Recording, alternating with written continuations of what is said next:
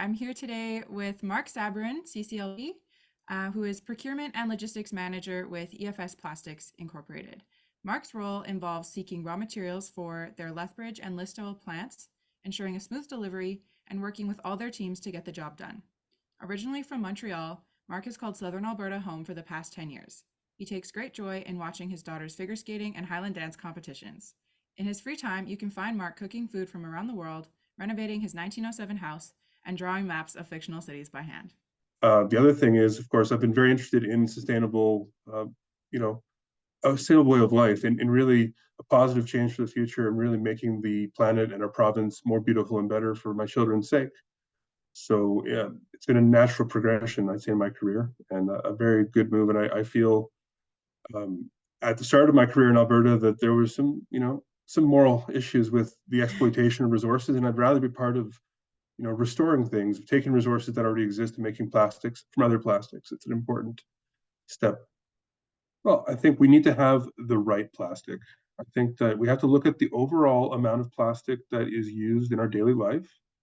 And there are times when there's too much. I am not going to say that I want more plastic. I want the right plastic. I think we don't look at just the product on the shelf, but the whole life cycle of getting that product to the shelf. Was there plastic wrap on the pallet that brought it in the truck? Was there, how much plastic was used on the farm to make the food that we're eating that's wrapped in plastic and shipped in plastic? So, how do we, at the end of the day, look at our overall footprint and ask ourselves, was it right to use that plastic? Can we make some sacrifices to save some plastic that is wasteful? I don't want to question modern life, but we are in a position where I'm buying blueberries from Peru and Chile, and in March and February, when I was a child, we'd only buy blueberries that were growing in July or August, and they were fresh, local fruit. And your grandmother would make preserves maybe from the blueberries, and that's how you would do so, and you take those jars and wash them and use them again. Now we have a clamshell package that travels halfway around the world at virtually no cost, and we may benefit from that luxury, but it is worth asking ourselves if that is a way that we can support the planet if we all behave that way.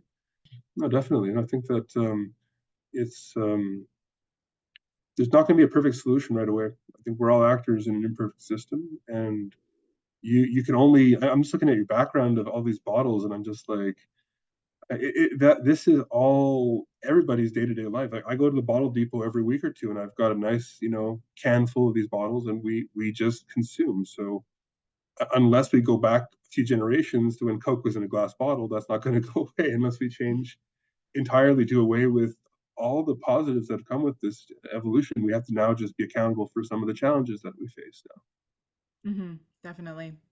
Yeah. All right. I have one final question for you. It's kind of a two-part question.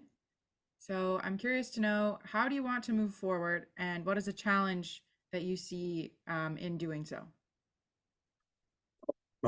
I think that we want to see harmonization of global standards, and hopefully all countries can agree to certain curbs, certain regulatory changes to make plastics more recyclable and encourage the right behavior by consumers by design change at the top.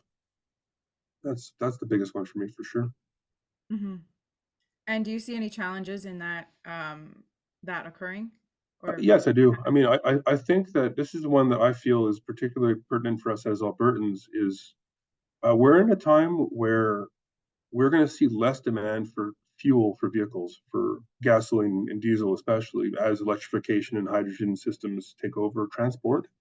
So there will be a lot more production of plastics from that same feedstock. So the natural gas and the oil that were used to produce fuels are likely to make more plastics. And especially, we need to make sure that we don't just keep generating new plastic, that we also are aware. As Albertans, we are proud of our massive producers of plastics, whether in central and northern Alberta especially. There's so many large companies producing kilotons of plastics, but we also have to have the same recycling ability. So if we are making kilotons of plastic, are we recycling kilotons of plastic? Are we the destination for recycling in North America as much as we're the destination for plastic manufacturing? Because to this day, new plastic is my competition. And as I've said, it's indispensable, but we have to be conscientious.